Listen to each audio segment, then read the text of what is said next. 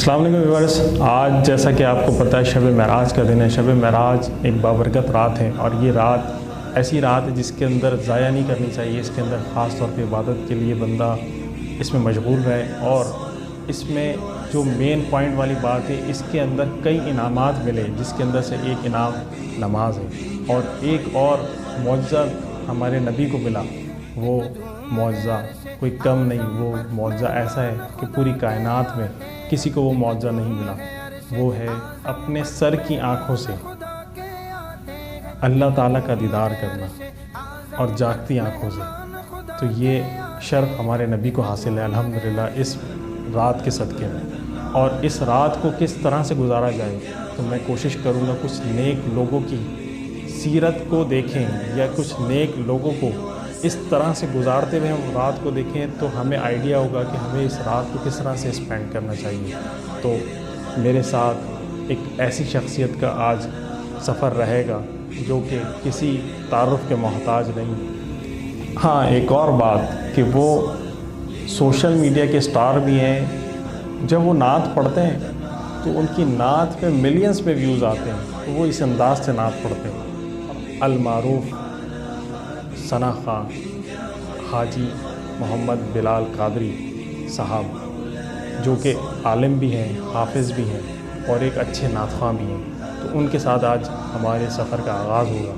तो इंशाअल्लाह मैं आज आपको सफ़र की कुछ झलकियाँ दिखाऊँगा।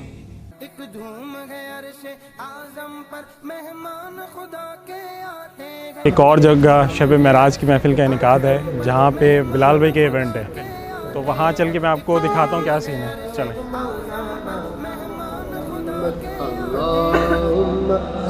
नबी हमारे बने दूल्हा, नबी हमारे बने दूल्हा, नबी हमारे बने दूल्हा। बड़ा मुश्किल काम है, लेकिन जब इसको तसल्सल के साथ पढ़ रहे होते हैं ना, तो एक इमेजिनेशन करते हुए कि अब ये कैफियत से गुजर रहे हैं, अब ये कैफियत से गुजर रहे हैं, तो इतना मज़ा आने लगता है। अब जैसे आगे बात चल रही है कि मेरे आका करीम सल्लल्लाहु अलैहि वसल्लम आसमानों की सैर को तशरीफ़ ले गए, फिर पहले मस्जिद अक़सा, वहाँ नबियों की इमामत फरमाई, फिर काबा कौसैन की बुलंदियाँ आसमानों से, फिर काबा कौसैन की बुलंदियों से, फिर सिदरतुल मुंतहा, फिर अर्श मुअल्ला। अल्लाह अकबर, क्या क्या नज़ारे, क्या क्या माहौल, क्या क्या कैफियत।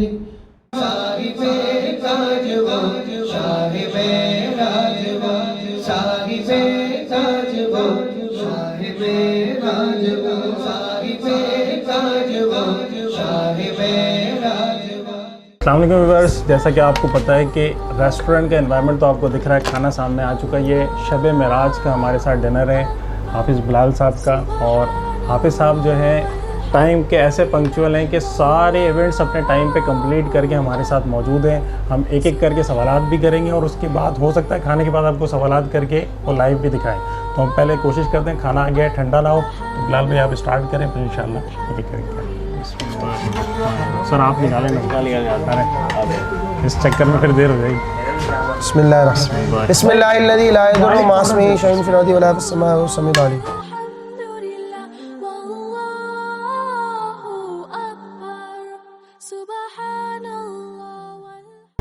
बिस्मिल्लाहिर्रहमानिर्रहीम। तो फाइनली आज शब महराज, हम बड़ी रात तमाम प्रोग्राम से फरागत के बाद, अभी एक प्रोग्राम बाकी है लेकिन मुझे लगता है कि हम पहुंच नहीं सकेंगे क्योंकि रात के 3 बज गए। उमूमन होता ही है कि आज माशाल्लाह दानियाल भाई, इनके पेज से आप हमें देख भी रहे, दानियाल भाई ने हमें ज्वाइन किया है, और इस वक्त सलमान भाई तो अक्सर होते ही हमारे साथ, बाकी हमारी पूरी टीम, हसन भाई, फैज़ान भाई। आज बड़ी रात की वजह से फैसल शरीफ भाई ने भी हमें ज्वाइन किया है। बड़ी रातों में ये कि दूसरों के दिनों के मुकाबले में ज़्यादा गैदरिंग होती है, तो 4-5 गाड़ियाँ साथ में होती हैं। दानियाल भाई भी अपनी माशाल्लाह एक बड़ी सी गाड़ी लाए, और मैं चूँकि चलाने से आरिज़ हूँ, तो और मुझे मेरी कोशिश ये होती है कि ना भी चलाऊँ, तो उसकी वजह एक ये है कि चूँकि हमारे एक पाँव एक जगह होता है, दूसरा पाँव दूसरी जगह होता है, तो हमें पार्किंग के और बार बार वो ड्राइविंग सीट छोड़ने के बड़े इश्यूज़ रहते हैं। हमने आज किस तरह दिन गुजारा है, 8:30 बजे मुझे इशा की नमाज़ पढ़ानी थी इस्माइल गीगा मस्जिद में, 8 बजे हम घर से निकल गए, हसन भाई लेट हो गए आज इत्तफाक से, तो मैं ख़ुद ही बाइक चला के पहुंचा हूँ। इस वक्त हमारे साथ 4 गाड़ियाँ हैं, और जब मैं निकला था तो वो शेर मुझे याद आ रहा था, मैं अकेला ही चला था जानिबे मंजिल मगर लोग जब आते हैं और कारवां बनता गया। तो मैं अकेला बाइक अपना बैग उठा के निकला हूँ। 8 बजे 8:10 सवा 8 तक मैं अल्हम्दुलिल्लाह इस्माइल की का मस्जिद पहुँच गया। वहाँ मुसल्ले पर मैंने सुन्नत गैर मुअक्कदा भी अदा की, नमाज़ पढ़ाई, वहाँ महफ़िल की, क़सीदा मिराज शरीफ पढ़ा और हर जगह अल्हम्दुलिल्लाह आज क़सीदा मिराज शरीफ पढ़ने का मौका मिला। वहाँ जो ना हमने टाइम रखा था 9:25 तक हमने उठना था, 9:30 के करीब हम वहाँ से उठे और बिल्कुल सामने जाना था। अब सोचें कि सलमान भाई की गाड़ी भी है, अगर मैं गाड़ी में बैठता हूँ, गाड़ी से उतरता हूँ और हमारे कराची का तो आप समझते ही सकते हैं, कभी उनका दिल होता है तो वो यू टर्न बंद कर देते हैं, कभी जो है वो खोल देते हैं। तो एज़ यूजुअल वो सारा सिलसिला हुआ था। तो हमें जब रोड क्रॉस करना था तो उसके लिए बाइक से बेहतर कोई सवारी नहीं थी। तो मैं जैसे ही उतरा, हसन भाई ने गाड़ी स्टार्ट की हुई थी, हम फ़ौरन बाइक पे बैठे और मैं जो है वो फ़ौरन से बैठकर हम निकल गए। अच्छा बिलाल भी, मैं यहाँ एक इंटरप्ट करूँ कि आप बाइक तो लेकर निकल गए, क्या कभी ऐसा भी हो कि बाइक आपने फुटपाथ क्रॉस करके स्विच करना पड़ा? नहीं दोस्त, नॉर्मली ऐसा होता है कि हम मतलब इसको कह देंगे इलीगल, कहेंगे क्या कहेंगे, गैर कानूनी तरीके से हम बाइक को ना करें। लेकिन वहाँ मैं आपको बताता हूँ सिचुएशन ये हुई, अब बाइक को तो हम उसके ऊपर नहीं चढ़ा सकते थे, हमने ये किया कि मैं खुद उतर गया और मैंने खुद रोड क्रॉस कर ली। तो ये तो मेरे बस में था। अब ये जनाब जो है वो सारे बाइक मूव करवा के आए। मेरे ख्याल में जब इनकी गाड़ियाँ पहुँची तो उस वक्त मैं पढ़ना शुरू कर चुका था। और नॉर्मली ऐसा ही होता है क्योंकि हमारा बड़ा टाइम बड़ा कीमती होता है और बड़ी रात में ख़ास तरीके से हम इसका एहतमाम करते हैं। एक और चीज़ में मैं आपको बताऊं, बड़ी रात में हम शेड्यूल अपना चेंज नहीं करते। नॉर्मली अगर कोई महफिल नहीं एडजस्ट हो सकती हो तो हम उसको शामिल करते हैं, अदरवाइज़ इस्माइल गीगा से अमीर हमज़ा और बहुत ज़्यादा नूर मस्जिद तक का सफ़र हमारा कॉमनली होता है। दरमियान में जैसे आज हमने एक एडिशन किया गुलफिशा मस्जिद का, नूरुल हम मस्जिद का, तो वो इत्तफाक़ी होता है कि जैसे हमारे रूट पर आ रहा है तो हमने 15-20 मिनट आधा घंटा दरमियान में दे दिया, वरना हमारी फ़र्स्ट प्रायोरिटी अमीर हमज़ा मस्जिद ही होती है। और अमीर हमज़ा मस्जिद को हम फोकस इसलिए करते हैं कि हम पिछले कोई 17 साल से, ये 2022 जारी है, 2005 से अल्हम्दुलिल्लाह हम जारी किए हुए हैं और उसको हम प्रोग्राम को हम मिस नहीं कर सकते कराची में होते हुए। कराची में नहीं है तो एक अलग बात है। तो शेड्यूल हम नॉर्मली यही होता है रूटीन जो बड़ी रात में हम रखते हैं। और फिर आखिर में ये होता है कि हम बीच में वक्फा लेकर शहरी के लिए कोई अच्छे से रेस्टोरेंट का जो है वो तायुन करते हैं। मैं रेस्टोरेंट का नाम आपको यहाँ नहीं बताऊँगा, अगर कहीं आप पढ़ लें तो ये आपका नसीब है, वरना फिर अगली बड़ी रात में हमारे लिए मुश्किल हो जाएगी। तो कोशिश यही होती है कि हम जो है वो बड़ी रात के बाद हम ऐसे रेस्टोरेंट का इंतखाब करें कि जो हमें 2-2:30 बजे के बाद खाना दे दे, अच्छा आदमी समझ के। तो ये रेस्टोरेंट वाले हम पर करम करते हैं माशाल्लाह, तो ये हमारे लिए सहरी का इंतज़ाम कर देते हैं, तो ये हमारे लिए ज़्यादा आसानी हो जाती है।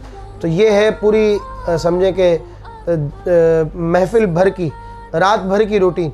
इशा की नमाज से शुरू हुए, 8:30 नमाज़ पढ़ी है, फिर एक प्रोग्राम, फिर उससे मुंसलिक दूसरा प्रोग्राम, फिर तीसरा, फिर चौथा, फिर पाँचवा, फिर छठा और फिर 7 प्रोग्राम करके अभी 8वां प्रोग्राम तैयार है।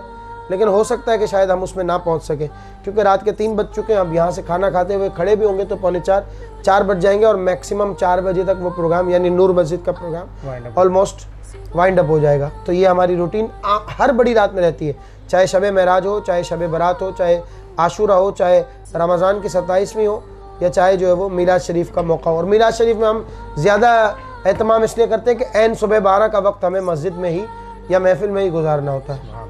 अब दानियाल भाई हैं और मैं हूँ, अब दानियाल भाई के कुछ और सवालात मेरी तरफ पहुँचेंगे। अच्छा हाफिज़ साहब, आपने चीज़ें तो बड़ी डिटेल में बताई, लेकिन एक चीज़ रह गई है। देखिए आप टाइम तो देते हैं हर जगह और टाइम पे कराची में ख़ास तौर पे पहुंचना मुमकिन नहीं, जैसे आपने बताया भी, लेकिन कभी ऐसा हुआ है कहीं लेट पहुंचे और वो नाराज़ हो गया हो? अच्छा, नॉर्मली मैं आपको एक बात बताऊं, मेरे हवाले से मारूफ़ है, आप कराची में जिस भी इलाके में आप चाहें तो इंक्वायरी निकलवा सकते हैं कि अल्हम्दुलिल्लाह टाइम की मेरी बड़ी पाबंदी रहती है। इनफैक्ट ये कि लोग, मैं आप मिसाल भी देता हूँ कि जैसे मैंने कहीं 10:30 का वक्त दिया तो लोग मुझे देखकर घड़ी मिलाते हैं, और ये मैं अपने अक्सर ऑर्गेनाइज़र से भी कहता हूँ कि आप अपनी घड़ी मिला लें, मैं अपने टाइम पर हूँ।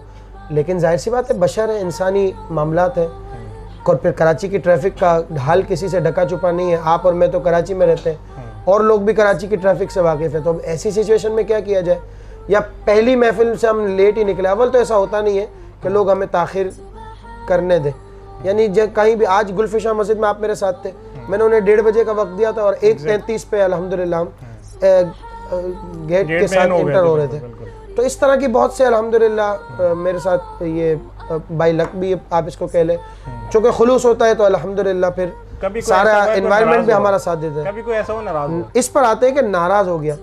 देखिए जब बंदा इतनी पंक्चुअलिटी करता हो ना, तो नॉर्मली जब इस तरह की कभी कोई सिचुएशन आ जाए तो वो खुद समझते भी हैं इस बात को। वो कहते हैं कि इन्होंने जान करके जो है वो नहीं किया होगा, यकीनन कोई मजबूरी रहेगी। इनफैक्ट मैं आपको बात बताऊँ कि मसला ये है कि जब अगर मैं कहीं लेट हुआ तो मैं पहले से उनको अपडेट कर दूंगा, ये एक मेरी रिस्पॉन्सिबिलिटी बनती है। और अगर मैं फ़ोन ना रिसीव करूं, फ़ोन ना उठाऊं, तो मेरी वजह से मैं तो टाइम पर ना हुआ अगला भी मेरी वजह से परेशान हो सकता है। तो ये मेरे लिए मसला रहता है। तो मेरी कोशिश होती है कि हसन भाई का इसमें बड़ा कंट्रीब्यूशन है कि वो माशाल्लाह एक तो ये मोहब्बत में आते हैं, दूसरा ये कि ये सारी चीज़ें उन्होंने पहले से तय कर रखी हैं कि भाई अब अगली जगह आपको कहाँ जाना है तो मैं बता दूं कि भाई ये नंबर सेव है, इस तरीके से आपको इनको डिटेल देनी कि भाई हम इतनी देर में निकलेंगे, तो यहाँ से मैप इतना रास्ता बता रहा है तो हम इतनी देर में ही पहुँचेंगे, इससे पहले नहीं पहुँच सकते। कुछ 19-20 होता है जब तक आपको कवर करना है, तो फिर वो एज़ पर सिचुएशन इसको हम देख लेते हैं। ऐसा होता नहीं है नॉर्मली, मेरे साथ तो नहीं होता, दूसरों के साथ मैंने बहुत होता देखा है कि लोग नाराज़ हो रहे होते। इवन ऐसा भी होता है कि किसी महफिल में वो बैठे हों और अगली महफिल में उनको पहुंचना हो, तो मेरा लाइव चल रहा होता है तो लोग उनको देख लेते वहाँ, तो वो कहते हैं यार ये बंदा बड़ा टाइम देकर वो उस महफिल में बैठे हुए और दूसरी महफिल में नहीं गए। तो ऐसा बहुत सा सीन होता है, नाम मैं डिस्क्लोज नहीं करूँगा। तो इसमें उनका कसूर है या आपका लाइव चलाने का कसूर है? चले ये बिलाल भाई ने जो है ना एक्चुअल तो अपने आप को लाइव कर रहे होते हैं, लेकिन नॉर्मली उनका शेड्यूल थोड़ा सा लेट हो गया, वो टाइम की पंक्चुअलिटी नहीं। इसमें ना कसूर लाइव चलाने वाले का है ना उनका है, उस आदमी का है जिसने उनको मेरे बराबर में बिठाया। एग्जैक्टली। अच्छा, दूसरा एक और सवाल था कि आपके पास माशाल्लाह से आवाज़ बहुत अच्छी है, आपने इतने नो डाउट मिलियंस के अंदर आपने व्यूज़ भी गेन किए हैं और सब्सक्राइबर भी माशाल्लाह से आपके अच्छे हैं, लेकिन आप महफिलों में जाते हैं तो महफिलों में कहीं ऐसा हुआ है कि आपने पढ़ के निकले और गला आपका साथ ना दे रहा हो? बहुत मरतबा ऐसा हुआ है। तो फिर उसको किस तरह से हैंडल करते हैं, क्या एक्सक्यूज़ करते हैं? देखें नहीं, बचपन से पढ़ रहा हूँ तो वो ये सारी कारीगरियाँ तो आती हैं कि कहाँ आप हम ये नात क्लास में मैं बहुत सी चीज़ें इस तरह की सिखाता हूँ, बल्कि मैं क्या मेरे शागिर्द भी अब माशाल्लाह इस सिचुएशन को कंट्रोल करना जानते हैं। उनको पता है कि जहाँ उनका गला उनका साथ नहीं दे रहा तो फिर वो अपने स्केल को नीचे कर लेते हैं। ये फिर टेक्निकल सारी चीज़ें हैं गले के हवाले से, तो इसको तो फिर कभी किसी और व्लॉग में हम कवर करेंगे। हम इंशाल्लाह एक व्लॉग इस पे करेंगे कि नात कैसे पढ़ी जाती। अच्छा, तो इसको हम करेंगे इंशाल्लाह। चलो इंशाल्लाह ये बिलाल भाई इंशाल्लाह साथ में रहेंगे इस हवाले से भी लाऊंगा इंशाल्लाह। अच्छा बिलाल भाई, आपका टाइम और स्केड्यूल बहुत टफ रहता है, लेकिन हम चाहते हैं कि अभी रमज़ान में आगे काफ़ी टाइम है, लेकिन अगर हमें रमज़ान का टाइम फ्रेम आपका अभी से कुछ मिल जाए और हम चाहते हैं कि हम अपने स्टूडियो में आपको बुलाएं। जी बहुत शुक्रिया, आपने इतनी मोहब्बतों से नवाजा और दौरान सफ़र भी दौरान महफिल भी जब आपने अपनी अपनी पुरखुलूस मोहब्बतों का इजहार किया तो मेरे लिए ये वाकई काबिल कदर बात होती है कि आप जैसे लोग इस तरह मोहब्बत करते हैं, मोहब्बत से पेश आते हैं।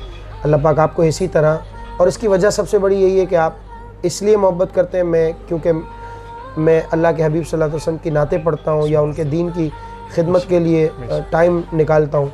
इसमें मेरा कोई कमाल नहीं है, आपकी यकीनन मोहब्बत है। तो इस मोहब्बत की बुनियाद पर तो आप जब टाइम मुझसे लेना चाहें ये मेरे लिए सादतमंदी की बात है। रमज़ान के शेड्यूल के अलावा के हवाले से ऐसा है कि हमें ये अंदाज़ा नहीं है कि इस वक्त हमारी सिचुएशन क्या बनेगी, आया हम ट्रैवलिंग कर रहे होंगे या नहीं, सहर इफ्तार के मामूलात कैसे रहते हैं। 2-3 दिन जब गुजर जाते हैं उसके बाद बंदा अपने होश व हवास में आता है कि भाई अब जाके जो है ना वो कुछ टाइम देने करने से ताल्लुक़। फिर तरावी मैं ख़ुद चौके पढ़ाता भी हूँ तो ये भी आप जानते हैं, तो इस हवाले से भी एक ज़रा ज़हनी तौर पर बर्डन होता है। तो उन सब सिलसिलों को थोड़ा सा टैकल करने के बाद मैं कुछ आपकी बारगाह में इसके जवाब देने का एक तरीके से समझे कि मुतहम्मिल हो सकता हूँ। तो इंशाल्लाह इस पर हम डिस्कस इंशाल्लाह मुझे उम्मीद है कुछ ना कुछ वक्त कहीं ना कहीं इंशाल्लाह मैनेज इंशाल्लाह। जज़ाकल्लाह खैर।